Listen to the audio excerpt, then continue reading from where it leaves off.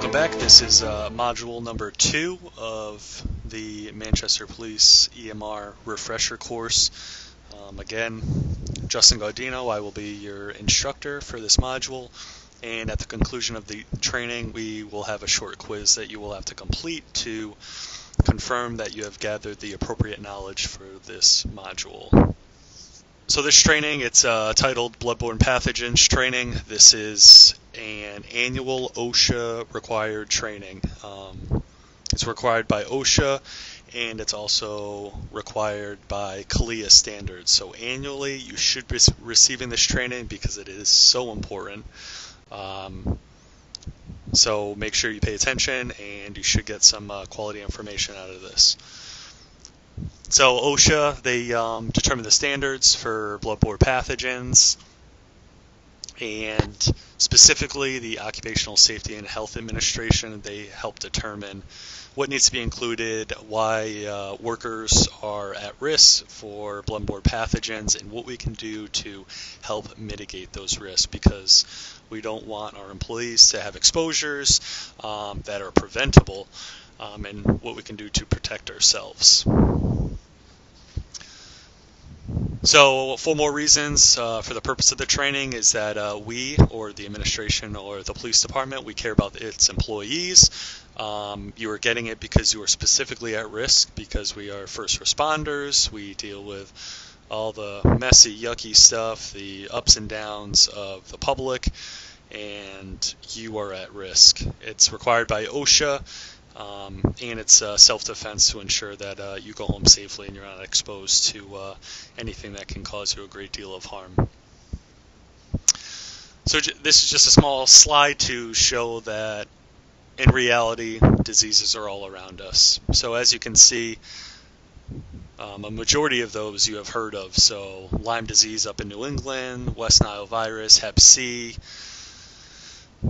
There's yellow fever, Ebola, the plague, SARS, E. coli, most recently coronavirus, since this is being recorded in December of 2020. It just goes to show that when we're speaking about bloodborne pathogens, that there's actually a harsh reality that there are pathogens and infectious diseases all around us.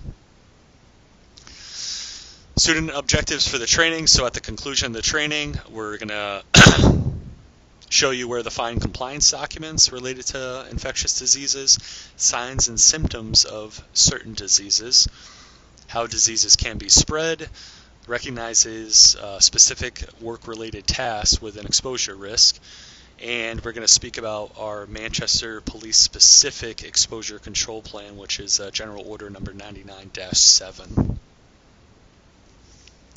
Continued student objectives, how our agency has limited exposures to our workers, how workers must limit their exposures. Talk about hepatitis B vaccinations, different types of PPE or personal protective equipment, and how to report an exposure. Post-exposure medical evaluations, if you happen to, during the course of your duties, get an infectious disease exposure. Cleaning and disinfecting, this is the proper way of doing it. How to interpret signs, labels, and color coding. And it says an opportunity to ask questions. I, as your instructor, will be on standby if you have any questions at the end of this course. So when you are at the scene and a hand washing station is not available, so get assigned to a medical call, go into a crime scene, go into a grimy house. In the event that there is a hand washing station not available, which is the best way for us to disinfect or clean up after a call, have some Purell on you, so have some hand sanitizer. So hand sanitizer does not replace quality hand washing for 20 seconds, but it will hold you over. So you go to a call in your cruiser, your patrol bag, grab some Purell, sanitize up, and at your earliest convenience, you want to be able to do a good quality hand washing for 20 seconds.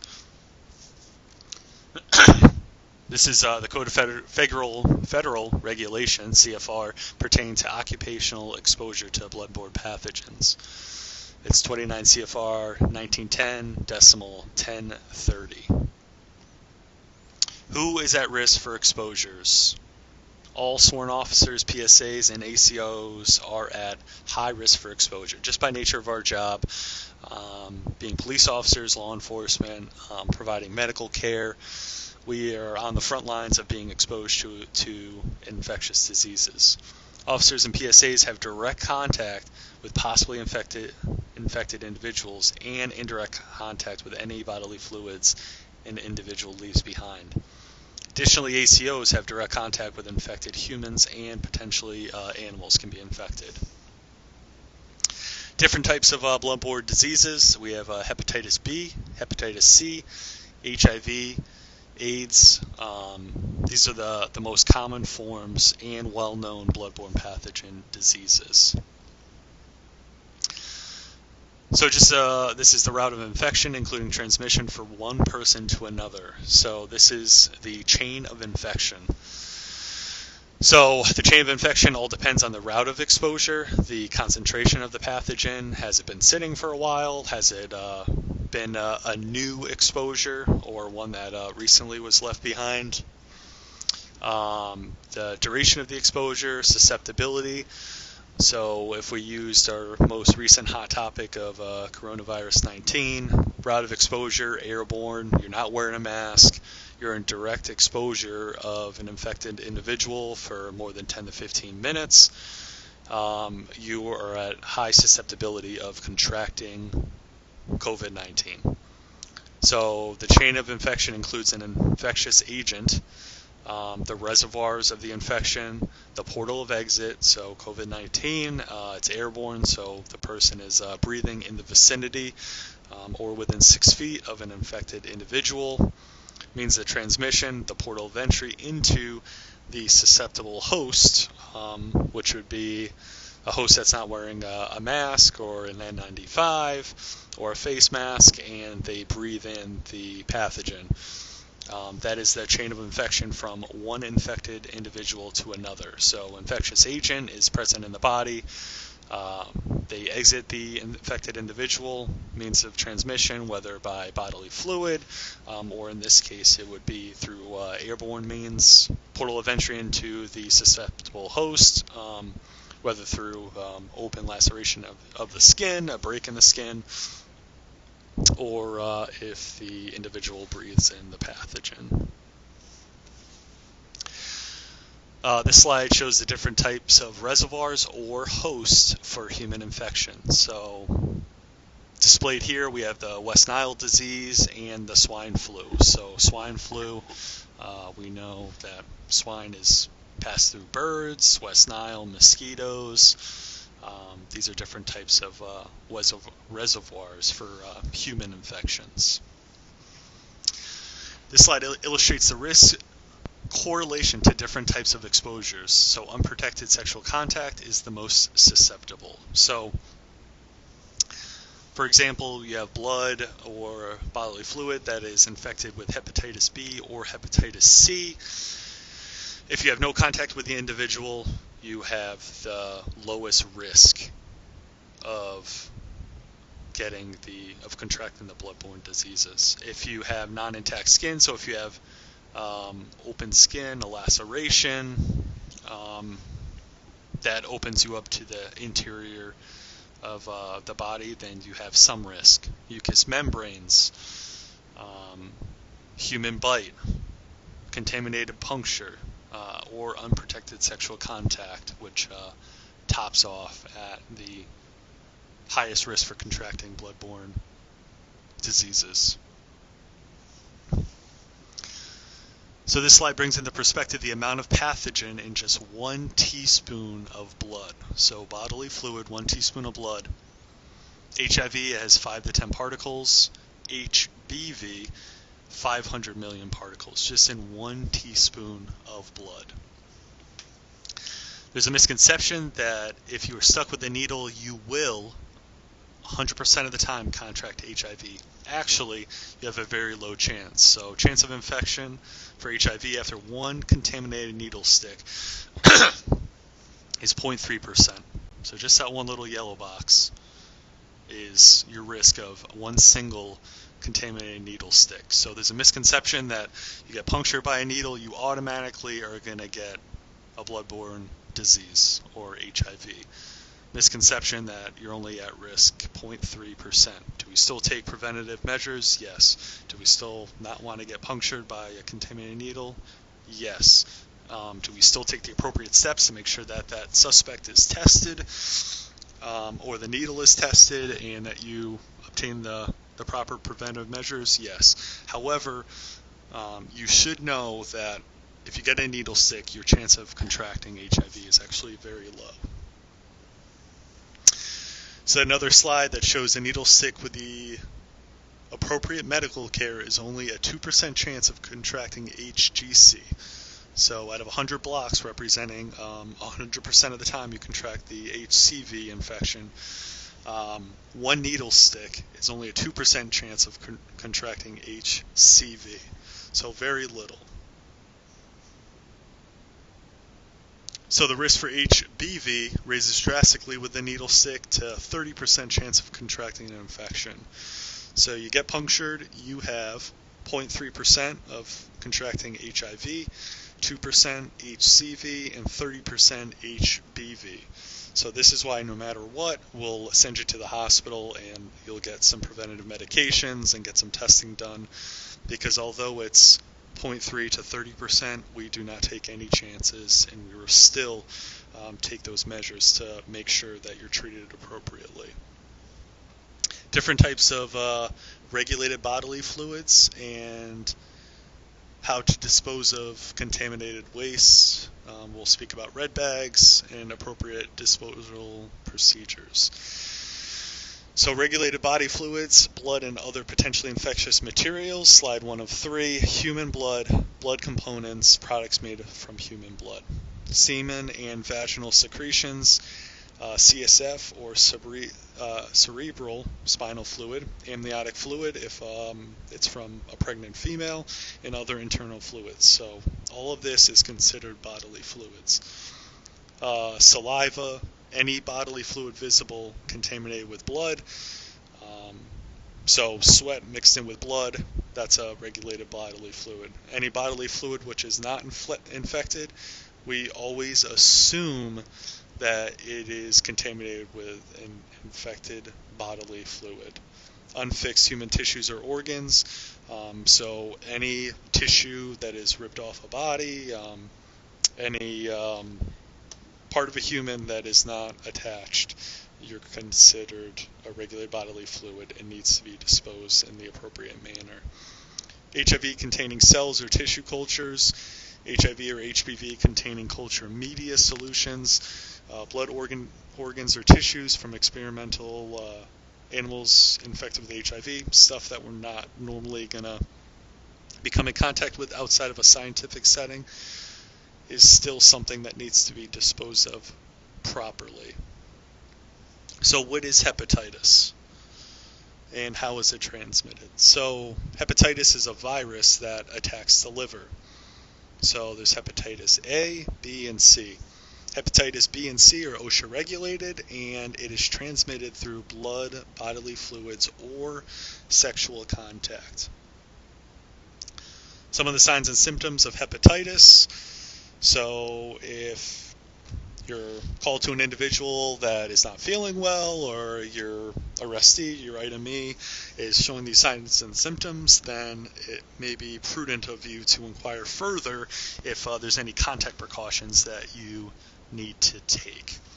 So hepatitis signs and symptoms: the patient will have abdominal discomfort, muscle joint aches, weakness, fever, nausea, loss of appetite, yellowish skin tone or jaundice, which is the yellowish sclera of these patients' eyes, or they'll have a lighter stool and darker urine. So kind of all indications that their liver is failing. So abdominal discomfort, weakness, fever, nausea, no appetite.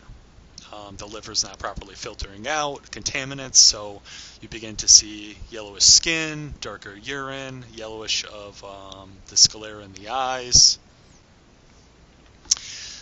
Hep B, at least 7 to 10 days outside the body, even when dried. So if you have a bodily fluid that is outside of the body, it can stay infectious for at least 7 to 10 days outside the body, even if it is dry.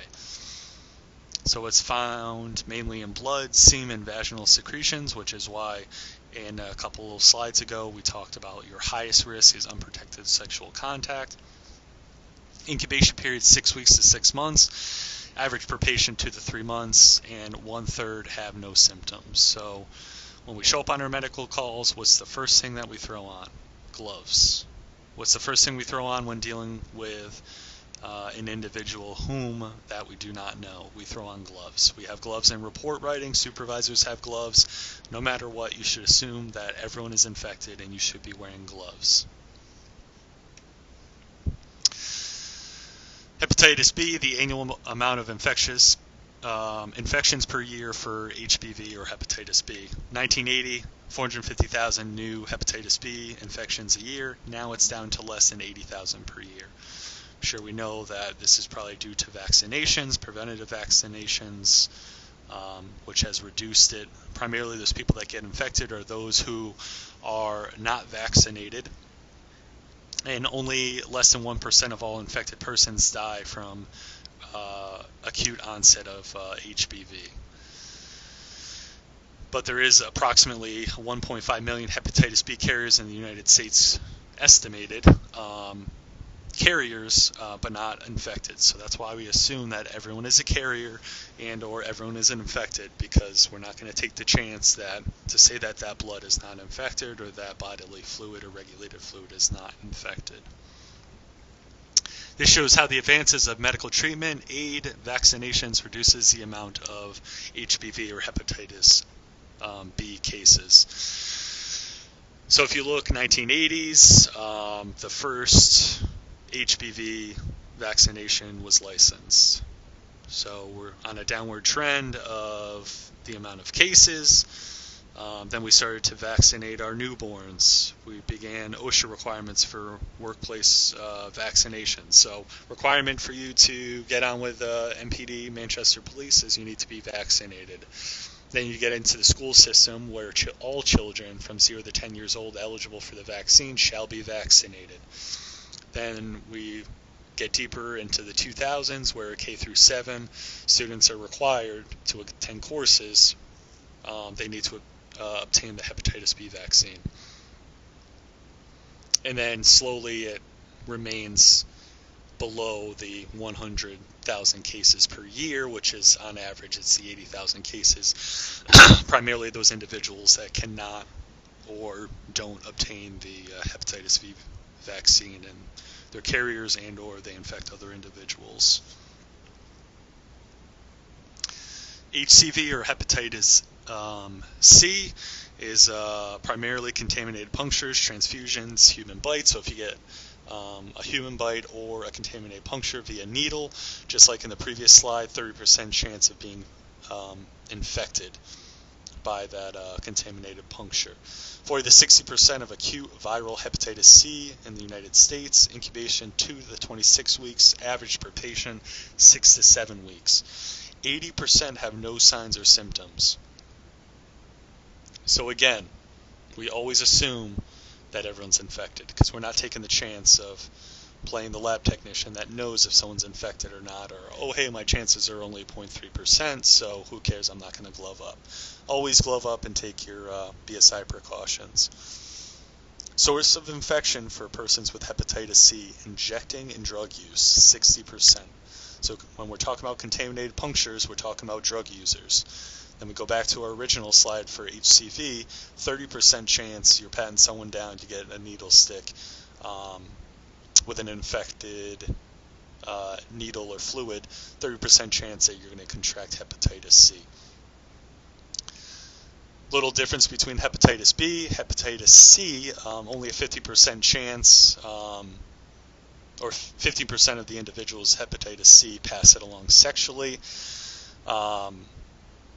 Transfusion 10% before a screening process to determine if they're infected or not, and then another 15% for unknowns and others.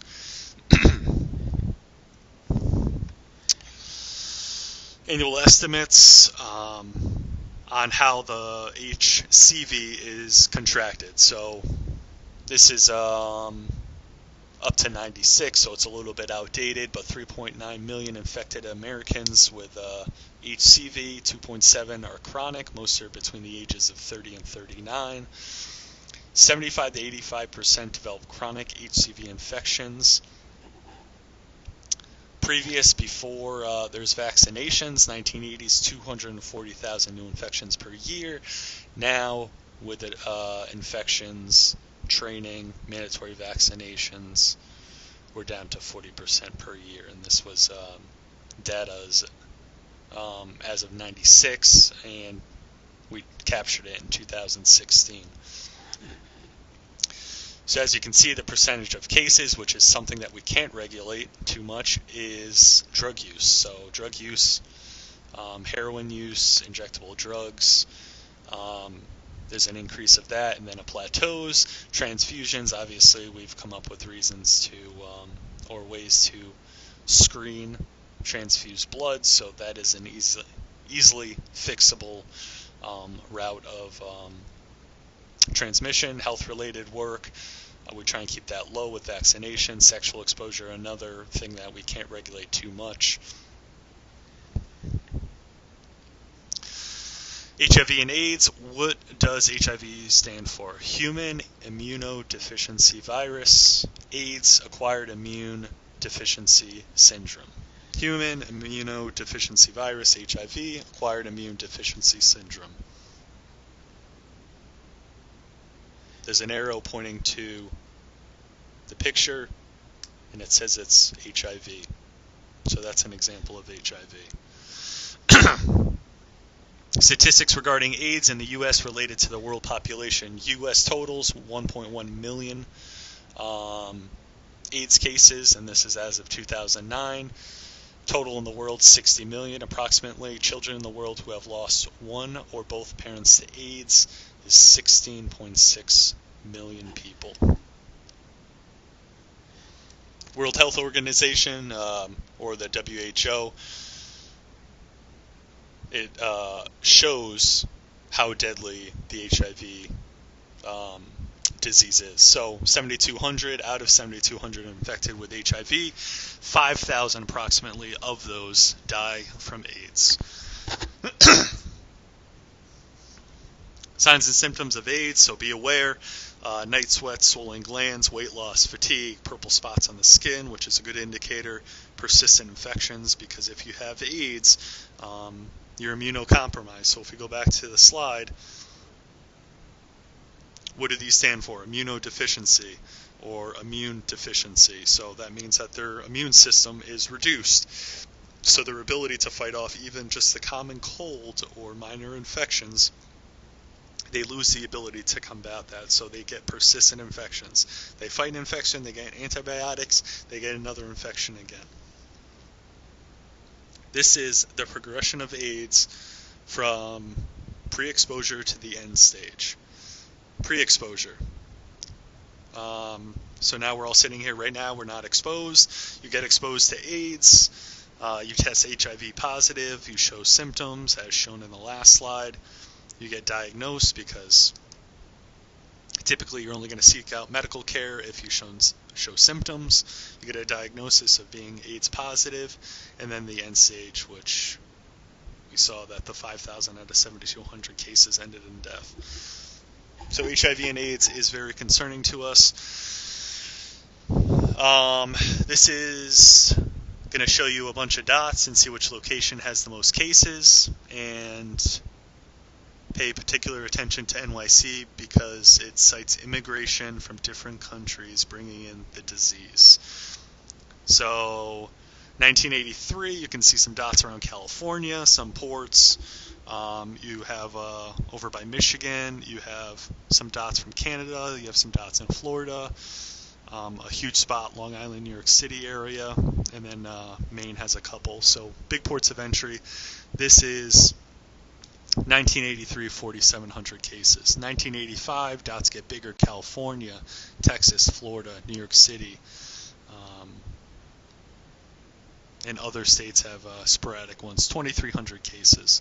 1987, 89, 91, 93, we're up to 400,000 AIDS cases, United States and Puerto Rico.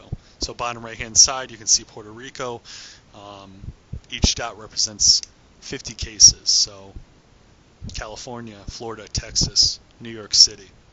95, 97, 99, 2001, 2003, 2005, 2007, and through 2009. So this is a cumulative value from the 1980s to 2009, 1.1.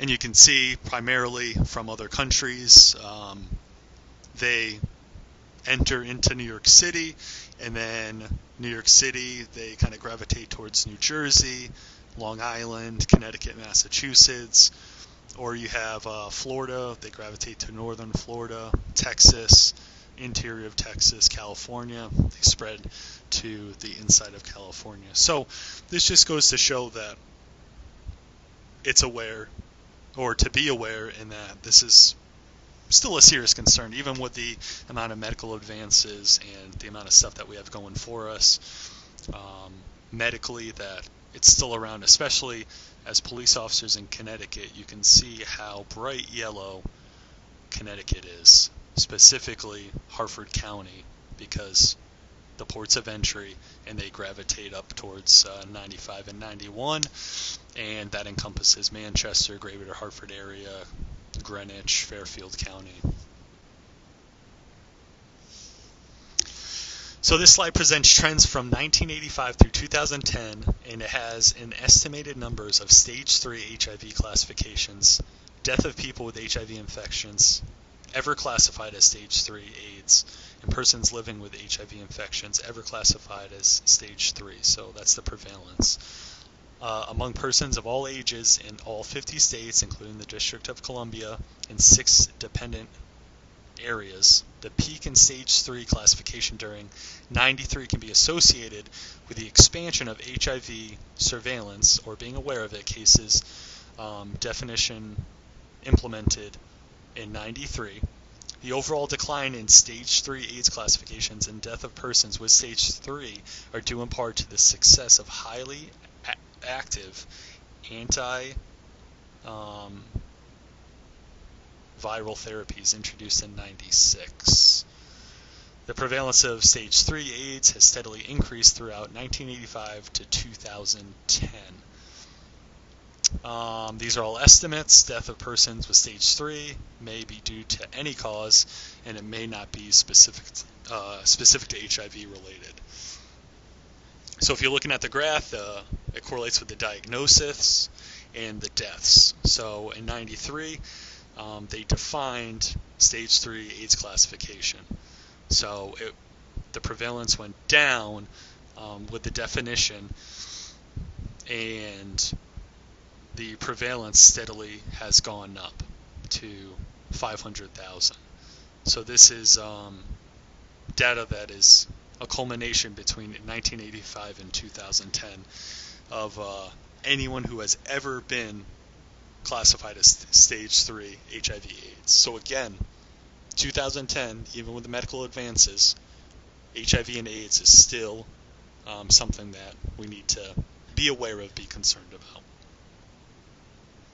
AIDS diagnosis among adults and adolescents by race, ethnicity from 1985 to 2010.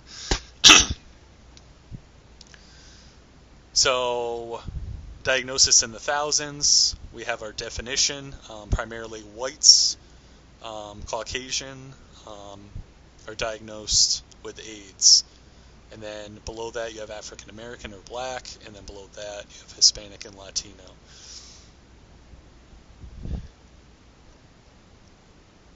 Adults and adolescents living with diagnosed HIV infection ever classified as stage 3 by transmission category, 1985 to 2010.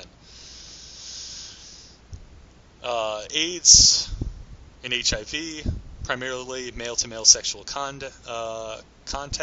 We talked about IDU, which is injection drug use, male-to-male sexual contact, and pair that with injection drug use. Those are the top three transmission categories. AIDS diagnosis amongst adults and adolescents by transmission category and year of diagnosis. Male-to-male sexual contact was at a high, 1985.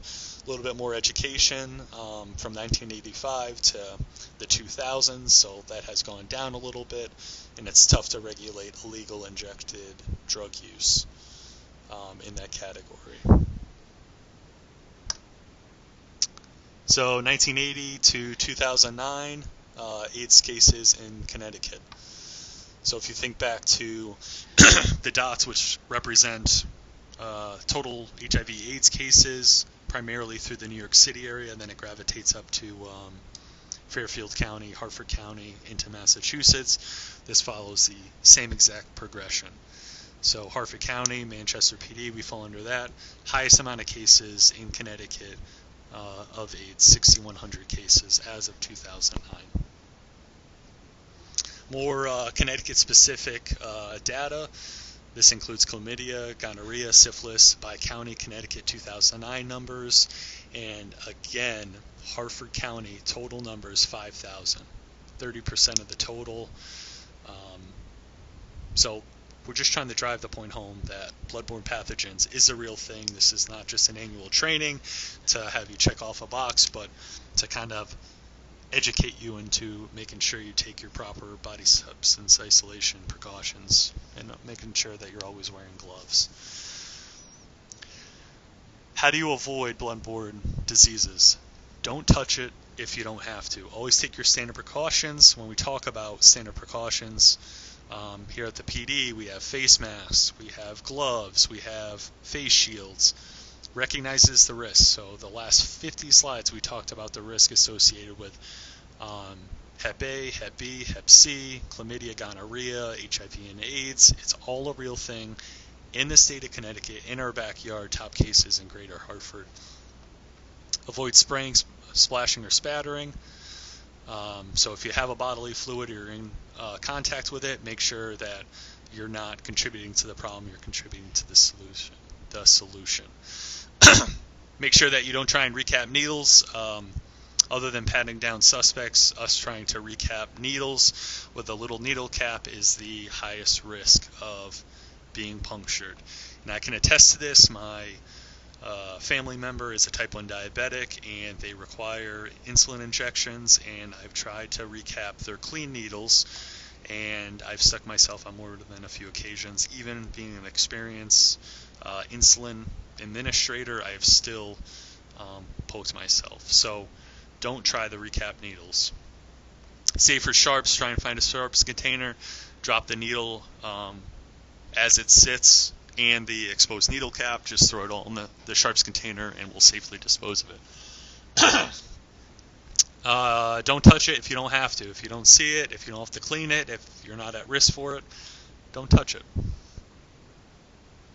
Standard precautions apply to blood and all bodily fluids, secretions, and excretions except sweat. So when we went through the definitions of regulated fluids, sweat was not on there unless it was mixed in with another infected bodily fluid or potentially infected bodily fluid. So sweat intermingled with blood, whether on a subject, a patient, a suspect, standard precautions apply. If you have non-intact skin or your mucous membranes are exposed, standard precautions apply. Gloves, face mask, face shield. Barriers to infection.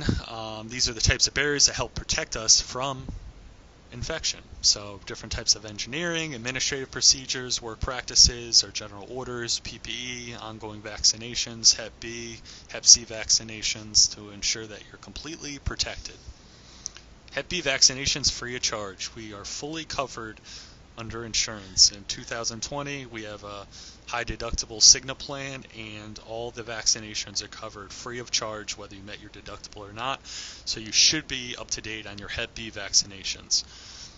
Initially 3 shots over 6 months. The rate that it is effective is 85 to 97%.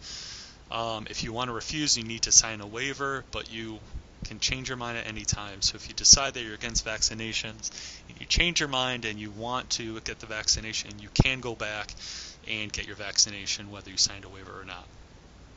If you're at risk for needle sticks, you want to make sure you get a titer test to verify seroconversion. So you want to make sure that you are protected and that you are properly vaccinated, because we're at very high risk of being infected. So you want to ensure that you have the titer test to ensure that the vaccination has taken effect. Cleaning and disinfecting, very important during our COVID-19 times. Make sure you wear your PPE. You want to wipe up, clean the surface thoroughly. You make sure you want to disinfect with a cleaner that is at room temperature for 10 minutes. Make sure you use bleach and water, 1 part to 100 or 1 to 10, depending on the concentration that you need to kill the virus. Or we have commercial disinfectants. We have our quats, or our commercial disinfectants, that are all over the police department, that you can use inside the cruisers, you can use in booking, you can use in briefing, report writing. Make sure you wipe down your surfaces, especially ones that have been exposed with an unknown, potentially infectious bodily fluid. Do not use it on Kevlar. You will reduce the integrity of Kevlar if you're using bleach or commercial disinfectants, so do not use it on Kevlar. Rinse, air dry, wash your hands 20 seconds. Pretty simple, but we don't see a lot of people doing it. Post-exposure reporting, MPD specific. Per our general order, you're going to obtain first aid first and then notify a supervisor. You're not going to delay notifying a supervisor to administer first aid to yourself, whether it be calling ASM, checking yourself in at the hospital, or getting help from a fellow officer. You want to determine if it's a non-significant or significant exposure. So non-significant, you get on your clothing, all your skin's intact, you get blood, and you just wipe it up. Non-significant exposure. Significant exposure is you get the unknown bodily substance, potentially infectious bodily fluids in your eyes, nose, and mouth, which is your mucous membranes. Contaminated puncture by needle, stick, animal bite, or human bite. Non-intact skin, you have a laceration to your skin, and you get that unknown fluid in the skin. That is considered a significant exposure. Either way, non-significant or significant, needs to be reported. Post-exposure reporting, significant or non-significant, reported to the employer. We're going to determine the significance. We're going to refer you, depending on the type of exposure, to a healthcare professional.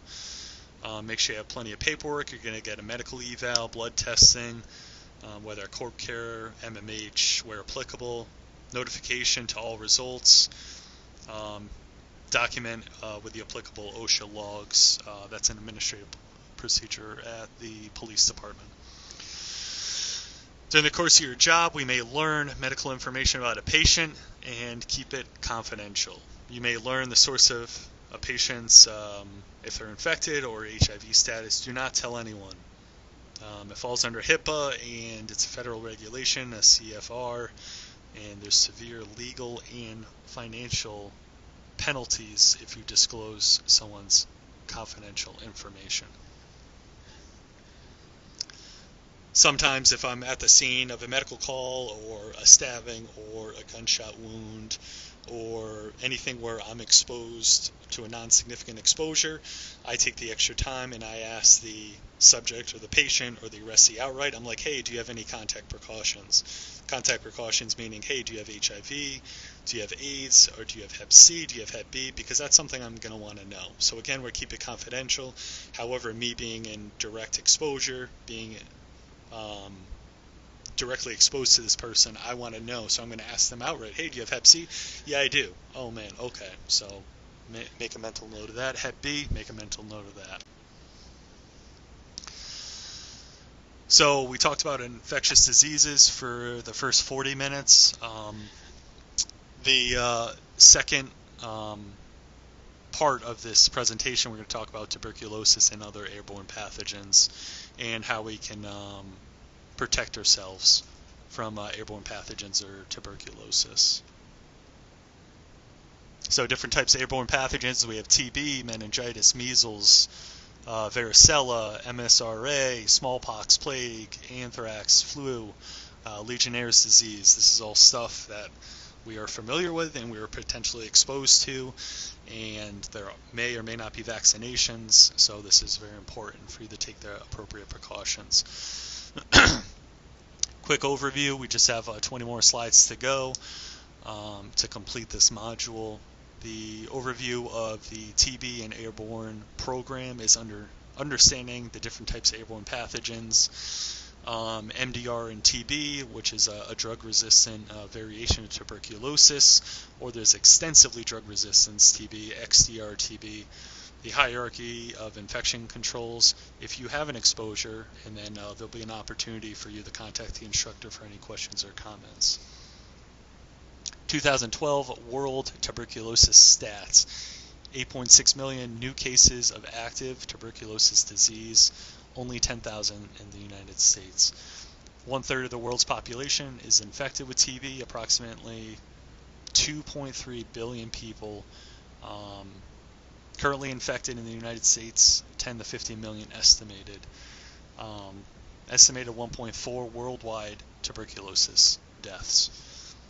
What is tuberculosis? It's a bacteria, not a virus, so we all know that a bacteria needs to run its course, whereas a viral infection we can treat with antibiotics. So bacteria runs its course, we treat the symptoms. A virus, we treat the virus with antiviral medication.